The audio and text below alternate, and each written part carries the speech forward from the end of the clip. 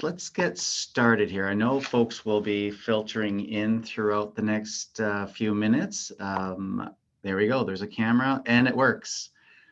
Hi, everybody. My name is JP Gladue. Thank you all for taking some time to join us here today. First, I want to thank the Energy Futures Lab and the Indigenous Resource Council for sponsoring this event. My ancestral name is Mokwete, and it means bear heart. For the panelists and myself, this webinar grew out of the work that we partnered on with the Energy's Futures Lab, focused on what we call future fit hydrocarbons. It's shorthand for how we can transform the traditional hydrocarbon economy and extraction activities to create new energy products and materials for a net zero economy. As part of our work with the Energy Futures Lab, we've been examining this as a unique economic path forward for Canada that can reconcile polarization, there's absolutely plenty of that, around climate and emissions. But for us, this is a chance to explore why fundamentals to realizing this will be raising the bar on Indigenous inclusions. And while I believe that most of us are aligned on this fact, the story of economic reconciliation in Canada is still being written. And I'm sure we can each write our own very different chapter with our nuanced views on this. So I'm really excited to get started here with my wonderful, very passionate colleagues here. And I'm going to ask them all to come online and introduce themselves in, let's see, we're going to start off with my brother Steve, my sister Raylene, and my other brother Matt. So welcome to these amazing, amazing folks. I am so happy to have you guys here. So over to you, Steve, for an introduction of yourself, and we'll then pass it on to Raylene and then to Matt. Good to see you again, brother JP, and fellow brothers and sisters here, Raylene and Matt. My name is Steve Saddleback. I'm from the Samson Cree Nation, which is located in Treaty 6 territory, about 45 minutes south of Edmonton. And I currently make my home in Treaty 7 territory in the city of Calgary. And I'm the director of the National Energy Business Center of Excellence at the Indian Resource Council of Canada. And I'm also a fellow at the Energy Futures Lab. I'm really excited to be here today, and I'll hand it on over. I guess I'll go next. Tansitari Nitutamtik, Raylene Whitford Nitsigoso, Nehyoskomina, Apitawakusin. I just said in my ancestral language, which is Cree. Hi, everybody. My name is Raylene Whitford, and I'm Cree Métis. I'm a proud member of the Métis Nation of Alberta, and I'm joining you today from the beautiful Treaty 6 territory in Métis Nation Region 3, in a very special place called Ayapeyaw-Sagaigan, which is now known as Buck Lake. I'm currently a partner with Deloitte Canada. I'm also the chair of TC Energy's Indigenous Advisory Council. And it's just a pleasure to be sitting alongside my brothers once again, talking about the important work that we did at the Energy Futures Lab. Hi, everyone. My name is Matthew Foss, Vice President of Research and Public Policy with the Canadian Council for Aboriginal Business. And I'm so thrilled to join this conversation with Raylene, Steve, and JP.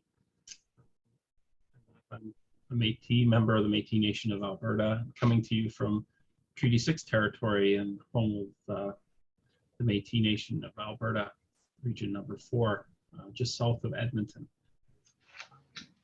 I have had Awesome. a long history with the Energy Futures Lab, and I'm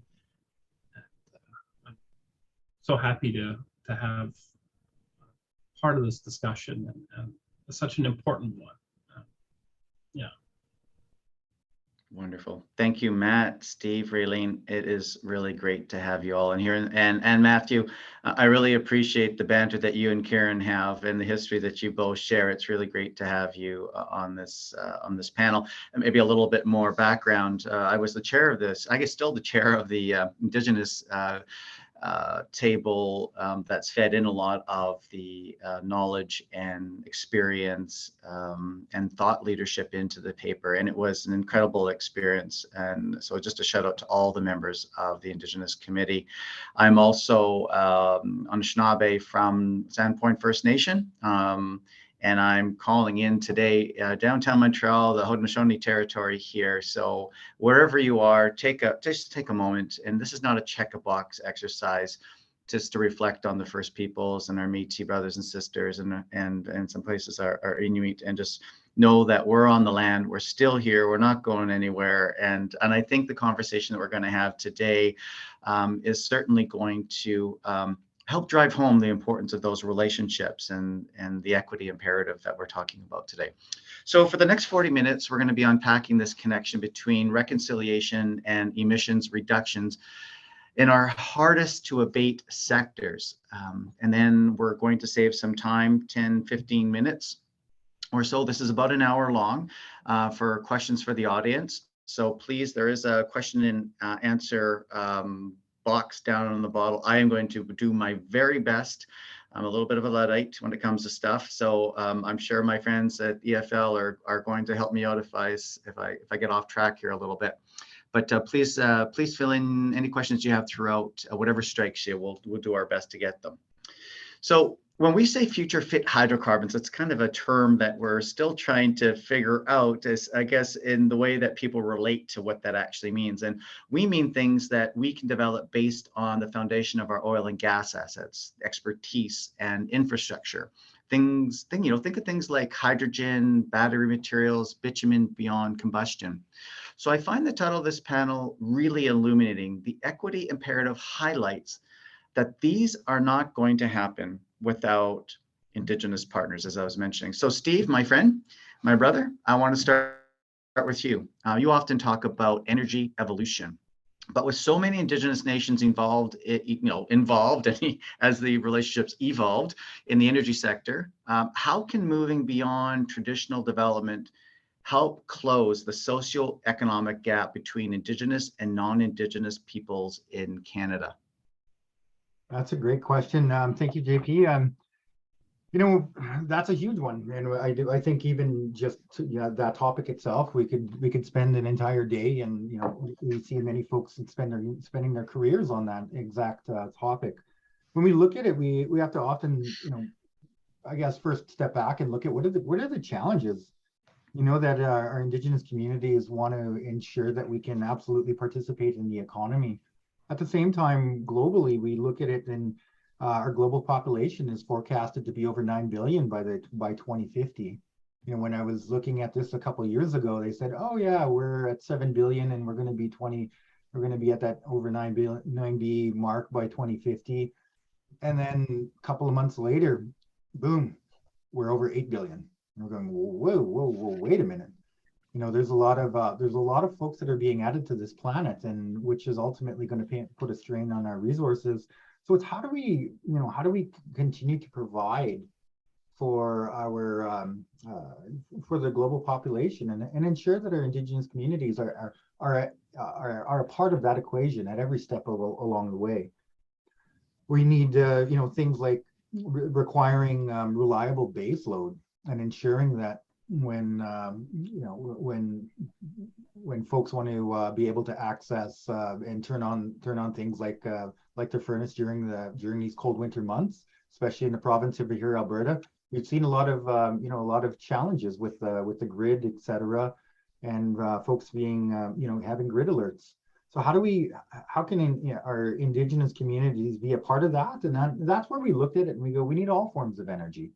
At the lab, we always talk about being this radical middle, is that yes, we need oil and gas, but we need to be able to absolutely add additional forms of energy, be it hydrogen, and unlocking those kind of potentials, having that become a piece of it from the commercial aspect, building hubs, maybe our Indigenous communities being a piece of that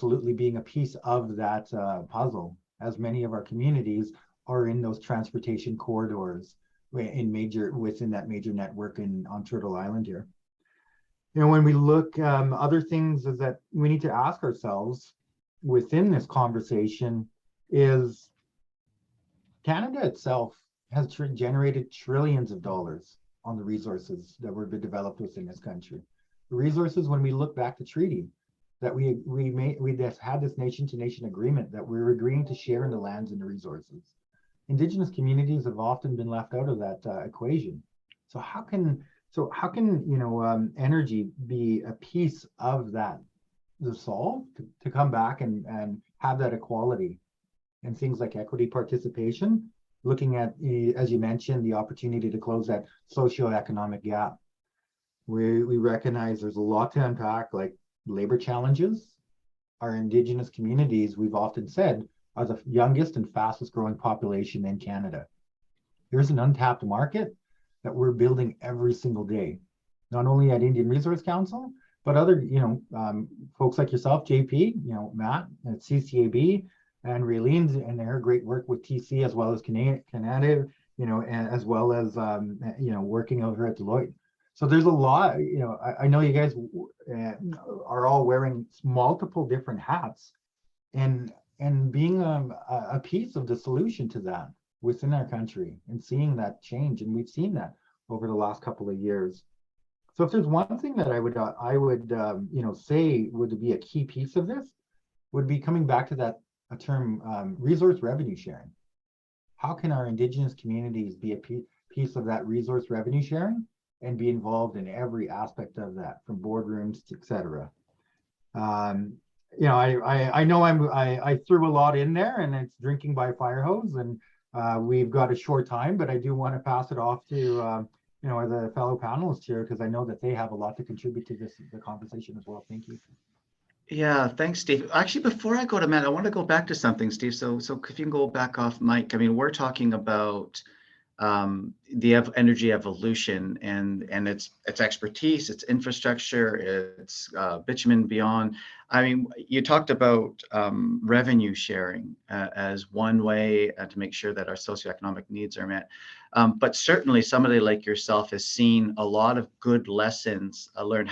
What are other things that you've seen that we can pull forward into this evolving economy? And I know you can speak for days about this as well, but if you can pick a couple too, and then I want to, after you're done there, Matt, you don't have to wait for me for the introduction. I'd like you to kind of reflect on Steve's comments and the whole idea of diversification as pathways to reconciliation. Steve, I'd like you to, Matthew, I'd like you to follow up on Steve's comments there. Absolutely. When we look at those different aspects, there's plenty of within that is back to that socioeconomic thing topic is we talk about the trillions that have been generated when many of our First Nations don't even have access to clean drinking water. So there's that massive gap within even just infrastructure and everyday just basic needs. So when I look at energy, and a lot of folks ask me, well, why are you involved in the energy sector? I look at that as it can also be a tool and an opportunity to be able to hit those socioeconomic gaps. And examples of, a great example would be creating jobs or creating careers, not jobs. So no 3-day slashing jobs, no 3-week slashing jobs. Those are great for being able to, we're coming around to the holiday season. Those help buy things like, presents and all of this sort of stuff for this month. But what about when January 1st rolls around? How do we create those multi-generational things where folks are going, I don't have to worry about hitting my mortgage payment or what happens next time. And examples like this are the the recent Enbridge deal up in northern Alberta, and having multiple Indigenous nations, communities come together, signing equity ownership opportunities. I also know there's other opportunities, and JP, I don't know if you want to just take a couple of quick minutes and mention that the non-combustible project that you guys are working on.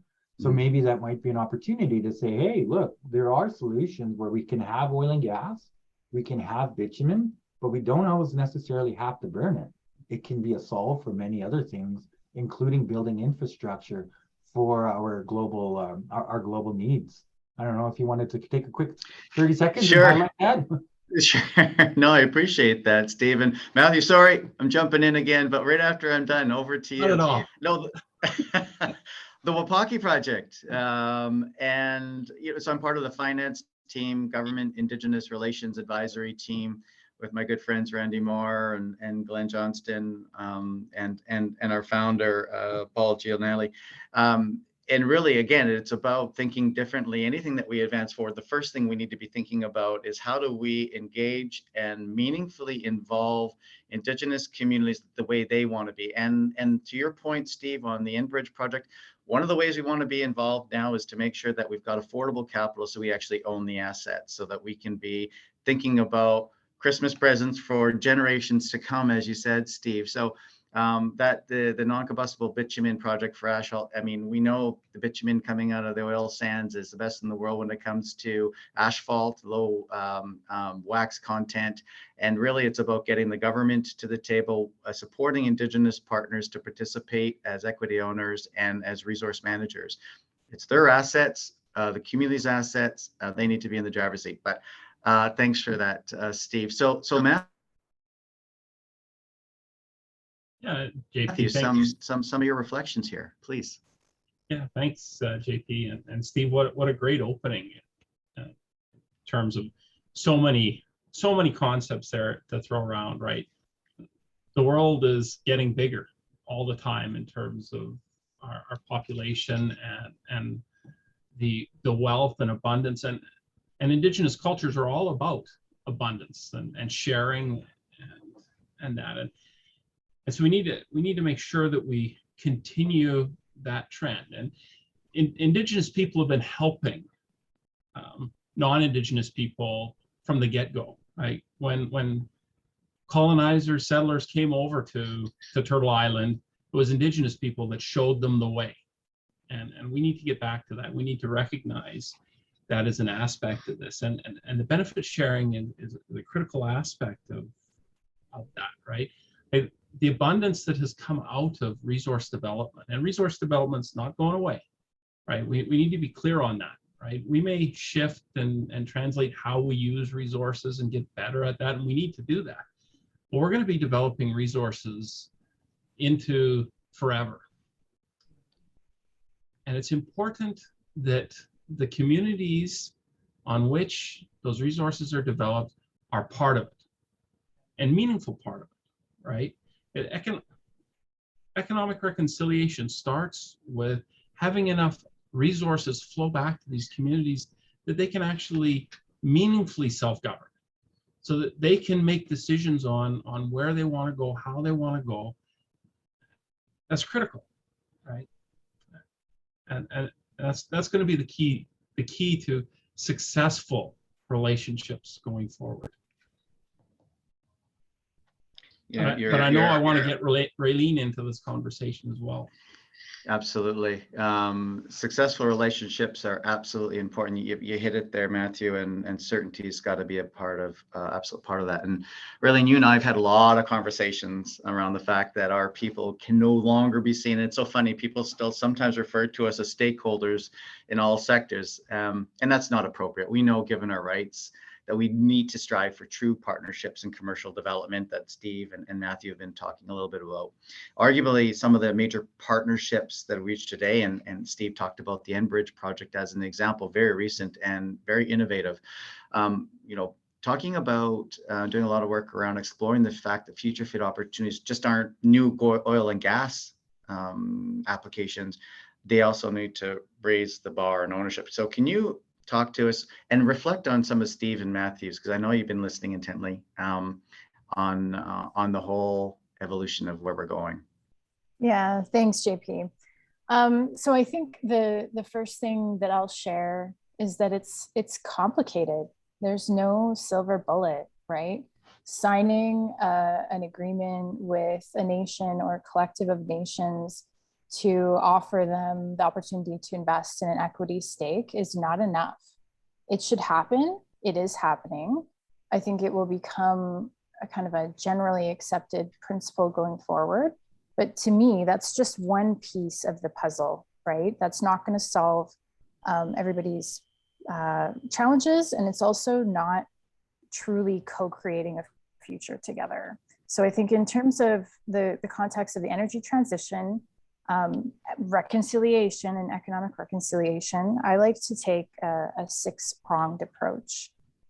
So it spans everything from governance, employment, procurement, partnerships, which may be equity partnerships, maybe not, land and environment, and education. So I think that, if I had to offer one piece of advice to corporate Canada, it would be look at all of those. You need to take a holistic view, and you need to take a holistic approach to being inclusive of Indigenous peoples.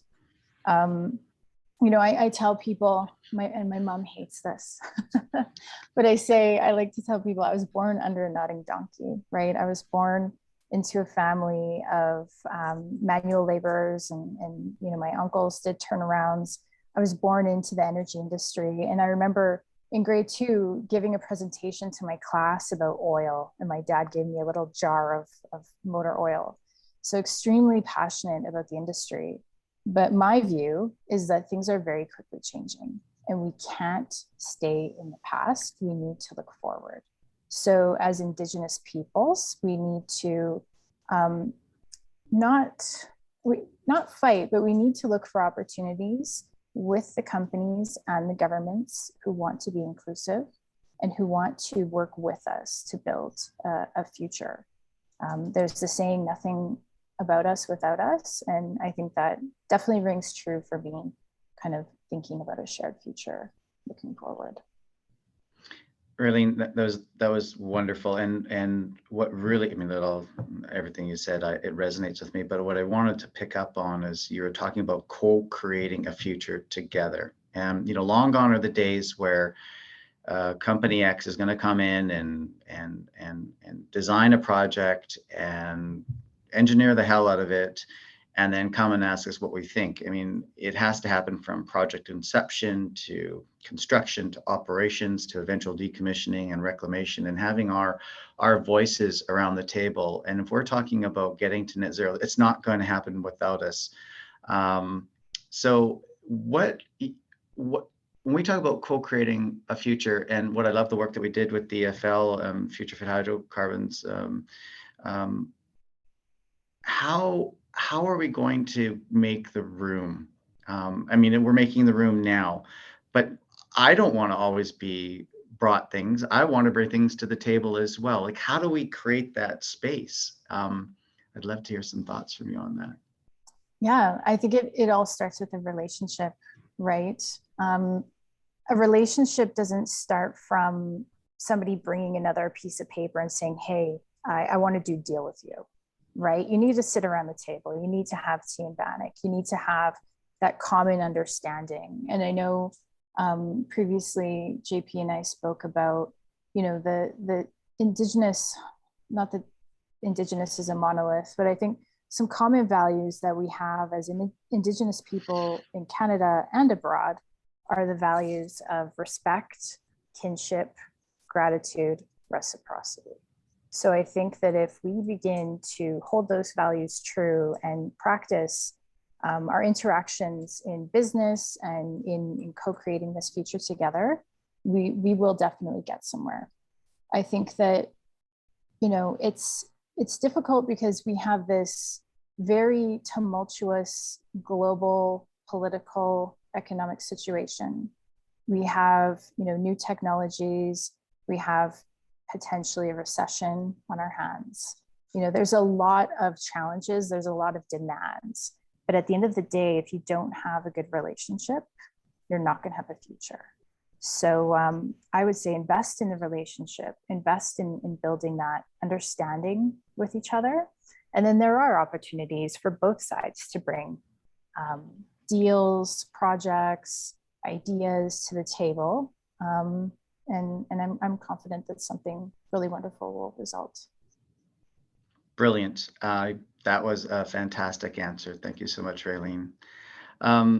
Matthew, so you've had over 20 years of public policy exposure, many specific to the energy and oil and gas sector. And now with an organization I think I've heard of, the Canadian Council for Aboriginal Business. Obviously, I play there, an organization I hold near and dear to my heart as well. So congratulations there. Lucky to have you, and vice versa. So I know you spend a lot of time thinking about what the right role, policy role is for government. And the framework illustrates what raising the bar can look like for future fit high energy activity. For example, the United Nations Declaration on the Rights of Indigenous Peoples, where all the actors in the sector need to start. Is this the beginning? So can you talk to us about the right role for government, and feel free to talk about the federal role and provincial and territorial roles, and how that intersects, and what they need to be thinking about, how to empower this emerging economy that we're all talking about. Sure, thanks, JP. I mean, obviously, it's great to be in an organization that you so successfully ran for a number of years. And, Thank you. and the legacy attached to that. I mean, it's tremendous as I go out and have conversations about how much respect and that has been built by that brand that you helped create as well. Policy. I mean, I'm a policy wonk. I've been involved in policy for a lot of years, and thinking about how to help and shape. I mean, that's what policy is supposed to do, and that's really a role for government, right? A role for government is to be a facilitator, first and foremost, right? Government shouldn't be decision makers or actors, but should be facilitators, particularly in this space, right? As we think about Indigenous rights and in Indigenous inclusion, and that it's not about government coming in and telling other actors that they've got to behave or they've got to achieve certain things or not. Our communities, our people are going to set the tone of what it is that we want and how we want to achieve it. And it won't be the same in every community. It won't be the same across this great Turtle Island, right? It'll be very specific, and we have to respect the traditional knowledge that goes into forming what each of those communities is looking for out of economic development, resource development, and participation with respect to that. That those aspects of traditional knowledge are so critical. Like, there's so many unknowns in the world. Like, we don't know what climate change is going to bring to us. I mean, there's models out there that predict temperature changes, sea rise change, and we can accept that, but we don't know exactly how those will unfold, how the landscape is going to change. But we do know we've got our stories. We've got our traditions that have told us how we adapt to a changing environment, how we adapt to a growing world. Some of those shared values that Raylene just spoke about around, respect and relationships, and that tying those back together in a meaningful way, and allowing Indigenous communities the opportunity to direct. Here are what we want to achieve. Here are our values. Here are the things that are going to meaningfully impact not just us, right? Not just our communities, but we can see what's going on in the rest of the world. And we want to be part of the solution to helping, the 9 billion people that we're approaching globally. We know, we respect the need for others to have access to resources, and we want to share out of our abundance. But it's got to be our way. It's got to be with our interests involved. And so getting that into back to government, expecting or accepting things like UNDRIP. The concept of FPIC, or free, prior, informed consent, seems to be such a scary concept to people, as though it's going to suggest that'll put the brakes on all resource development, and it will be a no answer to new developments. And nothing could be further from the truth, right? Mm-hmm. What it means is that Indigenous communities are going to set the goals and objectives and be part of expressing their desires for how that's to unfold, right? And in some communities, it will mean no resource development right now, right?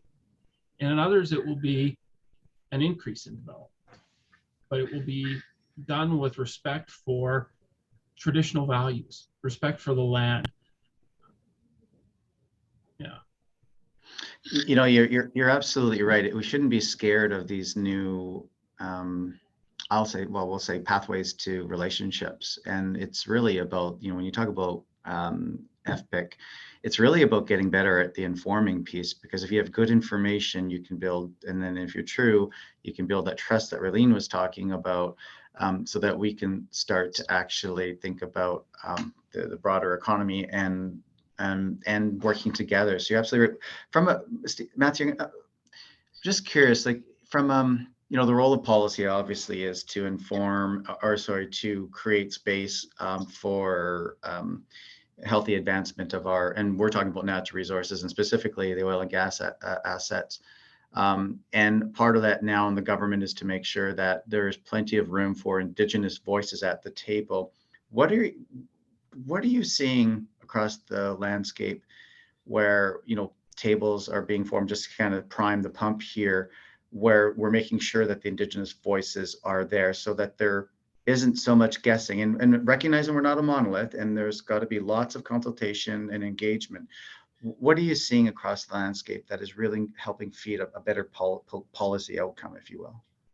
Oh, we're seeing it everywhere, and to some extent it started off as checkbox exercises, and I mean we deplore checkbox exercises as because they are insincere, and that but they are at least the starting point, and they've been helpful to this point to get more Indigenous voices involved in the discussion, and so that more people could hear and understand that it isn't a monolith.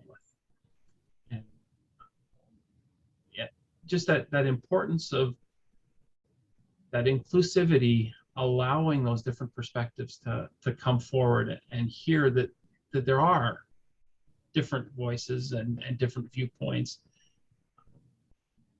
And you see change. I mean, Steve mentioned the notion of Enbridge's deal to allow ownership.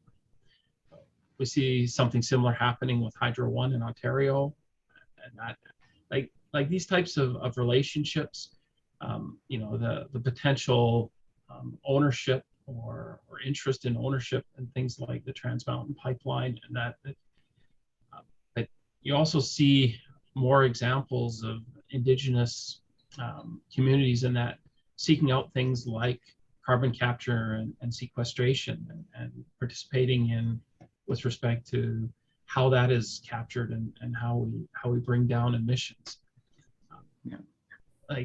There's so many examples of how Indigenous communities, Indigenous entrepreneurs are getting involved in these discussions of how to develop resources, and not just from a manual labor perspective anymore. And I think that's probably one of the greatest and most significant changes that's happened over the last number of years, is to see it's not about bringing Indigenous communities jobs, right? I mean, bringing Indigenous communities jobs is a great thing, right? And there needs to be more of that, but it's also bringing those opportunities to be owners, to be decision makers, to be involved in procurement chains, and that like the benefits of resource development extend beyond jobs and beyond owning the project.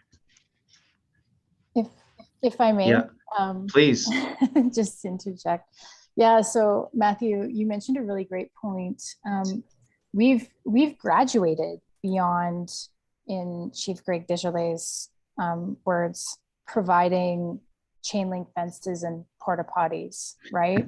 Like we've moved beyond that, which is excellent. And a lot of that I saw in my time when I lived in Ecuador working with Indigenous communities in the Amazon, right? So it's great to see us sitting in the boardroom tables, sitting across from the proponent, negotiating equity stakes and making space for our own people in these organizations as employees.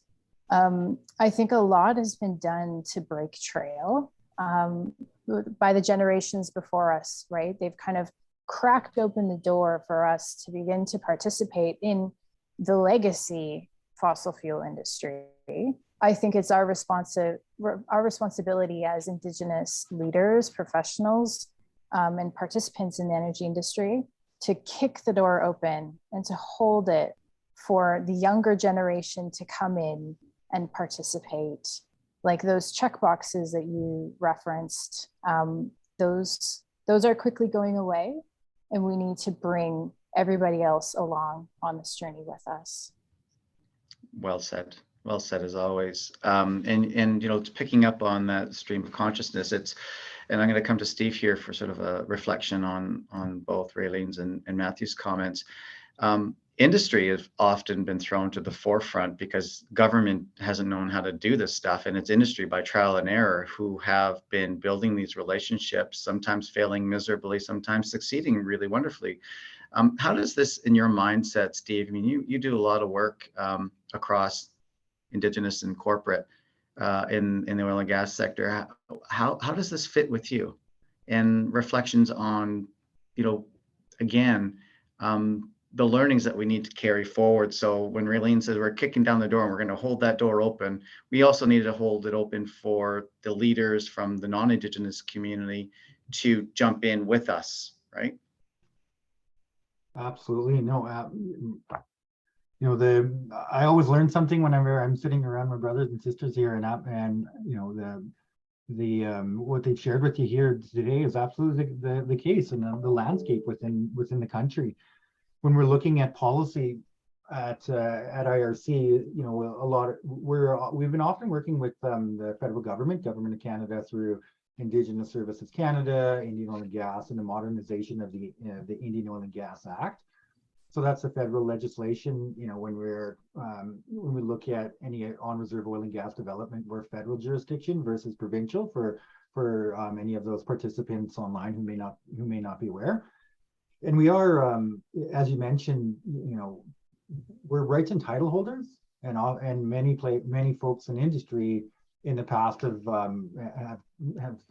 labeled us as stakeholders. So that's it's that education component and being able to say we're not we're not stakeholders in these cases. We are rights and title holders, and we need to be able to recognize that there is that differentiation. It is you know, back to that nation to nation relationship, and back to that you know, those agreements, and fundamentally back to the treaty and the formation of Canada. So understanding that history. And Matthew had mentioned a lot of you know, things like FPIC, UNDRIP, and all of this. Other things to look at, or you know, some of the policy that's been developed and that is currently being watched, I know, by industry, is cumulative impacts for the Blueberry decision. What does that mean for our energy sector? And then, you know, I'm not going to bury my head in the sand and say I haven't heard rumblings from industry. Absolutely, they're concerned about, are we even going to be able to develop in that area? Well, you know, my wife and my daughters are registered members in Treaty A territory, and they're ultimately being impacted by those as well. So there's a lot of folks that want to see development, but not at the expense of the environment. So how do we ensure that you know, we are at all aspects of those that planning and that policy, as Raylene had mentioned, you know, where you have to ensure that our nations aren't getting piecemealed to death.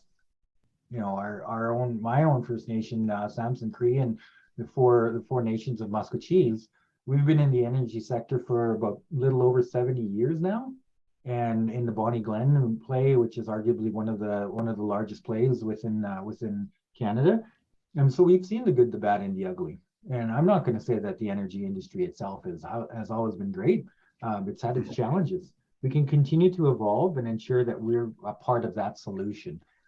Some of when it comes to that policy discussion, will also be the work that's being done at the Energy Futures Lab.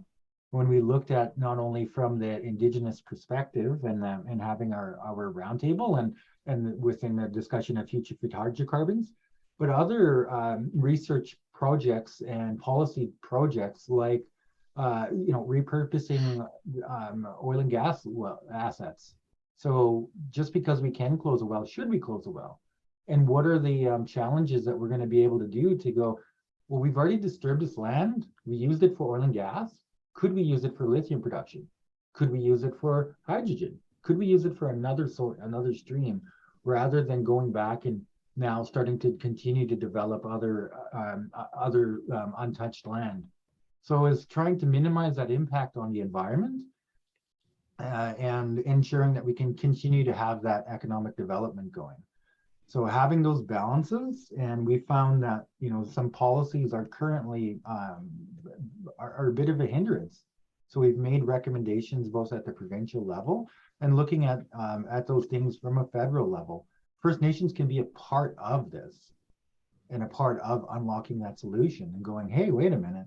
If we are, you know, not only in our current in our lands and our traditional territories, you know, we should be at those tables having those discussions, and those are going to be made at the boardroom table.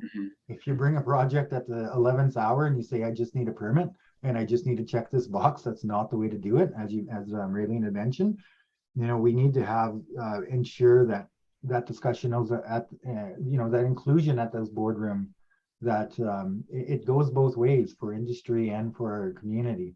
We need to have that mentorship and to continue that that leadership model going forward. You know, so that's some of the things that I see and in a lot of this policy framework, and that creating something and trying to, you know, as Indigenous people, you know, it's not us. We approach things with this isn't about me. It's always about, what about our future generations? And I always look at, and whenever we're going into a discussion or anything, I think about my daughters who are 7 and 12, and I go, what am I doing here for them? And that's been a lot, and that's something that we carry, you know, across Turtle Island, and that's been it's a common theme within our culture, and it's just ingrained. Yeah. Take care of the land, take care of our future. So thank you. Steve, no, you're absolutely right. I think it's a powerful, potent combination when you get our communities and industry coming together, and all the things we've been talking about to help, and, you know, think about the way we do policy together. It's hard to, these days, industry is not going to do it alone. Our communities can't do it alone, but it's that combination of the two to influence the policy outcomes that I think is where the magic sauce happens. We have about 17 minutes left. I wanted, before we open up, I've got some questions coming in here that's really great. Karen had asked me to kind of reflect a couple highlights. I was at COP27 in Egypt a few weeks ago. I was representing Pathways Alliance, part of that team, as well as Forest Products Association of Canada, and supporting the First Nations Major Project Coalition.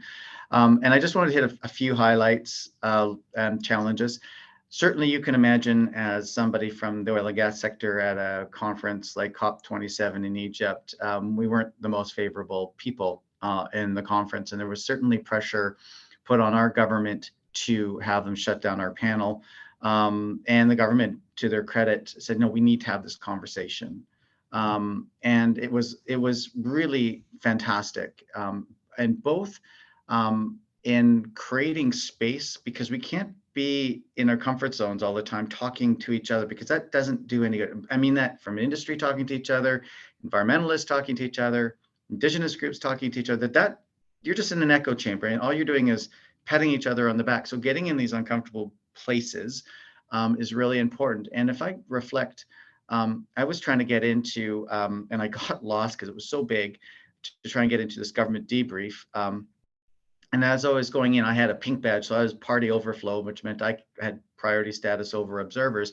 And as they called me to the front of the line, I'd be the next to go in. When a seat came available, 2 observers were there and introduced each other. And as soon as I said Pathways Alliance, they were on me like you wouldn't believe. And I was just calmly taking everything that they threw at me. That you can't go in there. I said, well, I can, and I'm going to, because we need the diversity of voices, and industry needs to do their part. And then we had our Pathways panel. It was a great panel. And at one point, there was a little bit of a disruption, which is great. We had a mini, what do you call it? Folks that got up and held signs, get producers out of Canada, which is fine. And then I had this one, she happened to be Indigenous environmentalist, and she was just really attacking on the attack mode, and that's fine. We need the dissenting views, absolutely. But what made me a little bit of upset, and well, upset is a strong word to use, but I was a little bit surprised, and I wished, as soon as she made her statements, she left the room. We need to have the courage to make the statements and stay in the room if we're going to get to solutions. And if we can't do that, then it's not helpful. and you lose credibility if you don't stay in the room to talk about how we're going to get to solutions together. And I think that's what's really fascinating and wonderful about the work that we're embarking. We don't have the time now to be too Canadian in the sense of too nice. We've got to get in the room, hash it out, figure out what we agree on, and advance those ideas. And the stuff that we don't agree on, let's work at them. But we all agree on a clean environment and a strong economy and a future for our for our kids and our grandkids. So let's settle on those three things and build from them. Excuse me. So I'm going to go to the Q&A here. Let's see. So please forgive my chunkiness here.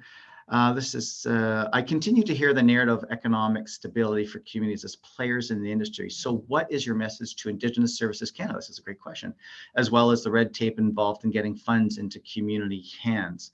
So I don't know who wants to take that one, but I would suggest maybe I'll open it right up. Matthew, did you want to take a first shot at that?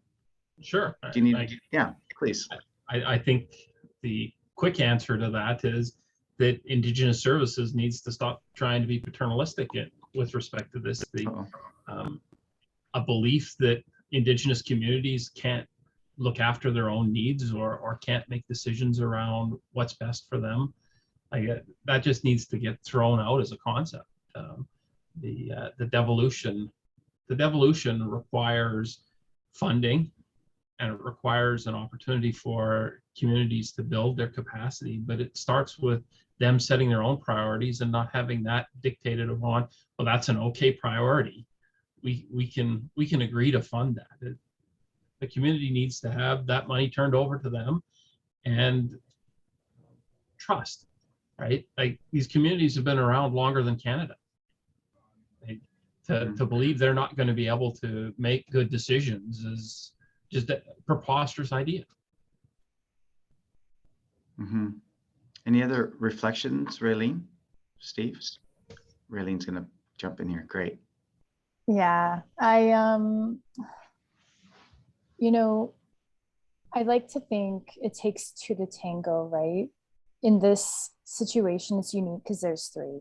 There's government, industry, community, or nations. We all need to be able to work together, and we all need to be on the same understanding and the same level of power as well. So I think, yes, there is a lot of work that needs to be done at ISK and many other federal and provincial governments. They need to do that work alongside industry and ourselves. Can't fix the problem in silos. There needs to be a culture of open, honesty, transparency, a willingness to kind of admit mistakes and fix them. Yeah. For myself, we actively work with ISK, and they're one of the funders. So if anybody's here from ISK, hey. Yeah, you know what?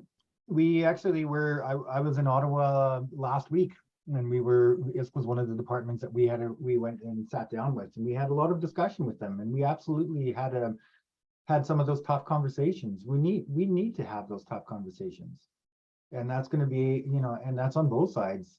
And that's going to, from those tough conversations, we've got the ability to understand, like was mentioned, and how do we create growth, not only within, federal government itself. And absolutely, there has been a paternalistic attitude in the past, and that is, ultimately by design, is how can we almost empower and ensure that those folks that are stuck in that system of bureaucracy in some cases, being able to say, hey, we want to work with you and collaborate, and because I don't look at ISK as a department itself as the big bad boogeyman or person. I go, if anything, it's great folks that are stuck within policy, and they have to follow this policy. So it's going, hey, let's work with you and let's find a way to collaborate to find ways through the system to work with our nations to be able to build that capacity, because we all agree that we see what those opportunities are. And one of the things is the procurement services for Indigenous business. Taking that component, and it's been shared far and wide, taking it from that 2% to that 5%, having Indigenous communities being able to contract for the federal government and it's being a department of that. It's taking those kind of initiatives and going, we need to challenge ourselves to be better and do better. And how can we move beyond that 5%, recognizing that we may have been that roadblock and maybe it is our own internal systems that have been that challenge. So it's on both ends is going, like Raylene was saying, it definitely takes those two to tango. And for us, it's coming to that table, understanding that we have had those challenges, not getting stuck on them and going, how do we move beyond that? Absolutely. Let's have our moments where we're going, we're frustrated. It's okay to feel that way, but it's not okay to stay there. So let's keep on moving. Let's move on beyond that. Sorry, guys, I got cut out there. The Wi-Fi here at the office and it dropped off. Can I ask one of our admin folks just to copy and paste the questions in the chat, because I only see one here. But I did want to pick up on something on that before I got cut off. And it's one thing that drives me crazy is I'm always being, and I'm sure it's the same thing with a lot of my Indigenous brothers and sisters, we get asked to go to the corporate offices or the government offices, like you just explained, Steve. We should be flipping that on the head. We're going to have deeper, richer conversations if you spend the time to come to our communities and come out in the land with us to have these conversations. Plus, I'm getting tired of travel, so come and visit me. I'm really happy to take you out fishing. And that's often a sincere offer by many of the communities that ask you to visit them. So take the time. I have a question up here. This is a really good one. It's not to say they're not all good, they are good. It's important for Indigenous people to empower themselves and become the business to support their communities. This is from a Mikisew Cree member who only owns a business in Fort McMurray and offsetting. So I guess how do we import, and this is probably a great question for you, Matthew, because of all the CCAB programs, et cetera, and all your strong advocacy work, how do you empower more Indigenous entrepreneurs to be part of the supply chains that we're talking about, especially through the lens of this new economy, the future fit hydrocarbons, and all the things that we need to strive for through a net zero economy? Yeah, that's a great point, JP, and it picks up on what Steve just said around not getting stuck. And like there's so many examples of great success stories within Indigenous entrepreneurs and we've got a showcase of thousands within our membership at CCAB and so I encourage people to go and investigate and examine some of our business profiles in that. But and Mikisew and the folks at Fort McKay First Nation have been trailblazers with respect to, particularly in resource development and being involved in setting up and establishing businesses. And so just seeing those role models, like that's been one of the keys, is actually identifying success stories and celebrating them so that others can actually see the art of the possible and identify that, Indigenous people have an opportunity to write their own futures with respect to how resource development happens. And there are tools out there. There's a generation ago there wasn't, and we have, as Raylene suggested, that opening that door has been opened now, so that there's finance institutes, there's places around to go and get capital and pitch your business plan. There are partners out there for you to work with and develop. There's opportunities on the procurement side to get in and participate, not just with respect to government, but also within private industry that is set aside for Indigenous companies and Indigenous entrepreneurs to get involved. So there's so many ways to chart a future. Absolutely, and got to think outside the box, build those relationships. This is an interesting question. I'm not sure we want to try to tackle this one, but let's throw it out there, because this is an important one, because this is about creating certainty to attract capital. How do investors safeguard their rights and interests as we see Indigenous communities attain greater autonomy over lands, resources, and inherent rights? I mean, that is one of the biggest challenges that we have right now. And maybe I'll just start off and then throw it out, but that Enbridge deal was a prime example of how to do things.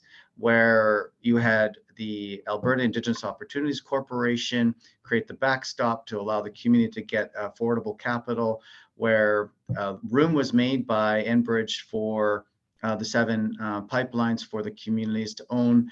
They got that deal done in 5 months with Métis and First Nations as the project proponents.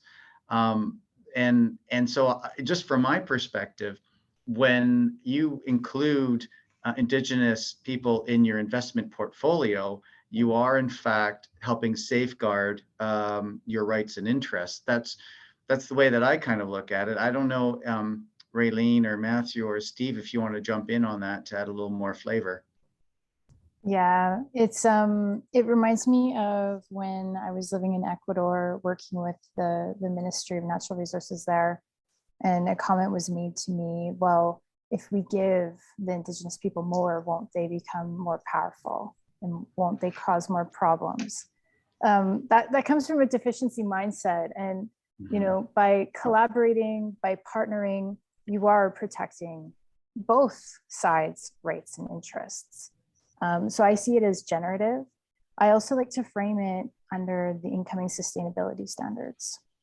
So ISF 1 was released. It was an exposure draft from the ISSB, which is the International Sustainability Standards Board. That is going to require all publicly listed companies. Now, we don't know if Canada is going to adopt it or a variation of it, but if you are dual listed, inevitably you're going to have to report under this new sustainability standard. The standard says any risks or opportunities to enterprise or to a company's enterprise value must be reported. So what is the first risk we think of when we think about building pipelines, right? Or it can be an opportunity. So I just think, like, yes, equity partnerships, a small part of the puzzle, an important part, but this is giving investors, giving operators, giving nations confidence that these projects will get built and that we will continue to move forward collectively. Absolutely. If I can just jump in and build on that, Raylene, you know, certainty comes with getting communities involved. Like, one of the things when I worked for the Alberta government and dealing with trying to advance investor confidence and investor attraction within the province, you know, one of the complaints we often heard was this very same question, and the answer to it is get the communities involved, get them on side with respect to what you're doing, because once you do, there's no longer some overhang of a potential veto or someone coming along to crash the party and break it up. But you've got the Indigenous community itself as your partner, and therefore an active advocate on behalf of your interests and rights as an investor. Right? Yeah. As long as it's a fair deal. Right, and if you're working towards that fairness, if you believe in coming with a fair deal to Indigenous partners, things are going to work out. Yeah, and I'm looking at the time. We are out of time, but that is a really great place to stop. I want to thank each of you from the bottom of my heart, as friends, as business colleagues, for your thought and leadership today, your thought leadership. I also want to thank the Energy Futures Lab and the Indian Resource Council for your support. And just 3 little shout outs for things that are coming up for our audience. The Energy and Economic Reconciliation event, Conference and Gala and Award Trade Show, that's coming up. That's you can follow up with Steve if you'd like to know more about that, but there'll be over 500 leaders in downtown Calgary at the event. Also want to say that there's a fantastic organization called the Canadian Council for Aboriginal Business. They've got their Central Business Forum and Awards dinner in Toronto on February 7th. And lastly, the First Nations Major Project Coalition in April 24th, 25th. These are 3 great organizations doing amazing work across the country. Invest your time and resources to support and attend and learn. With that, thank you so much. I really appreciated this conversation. Thank you all for joining us today. bum a piece, safe travels to your coffee machine from here, and have a wonderful rest of your day. Thank you.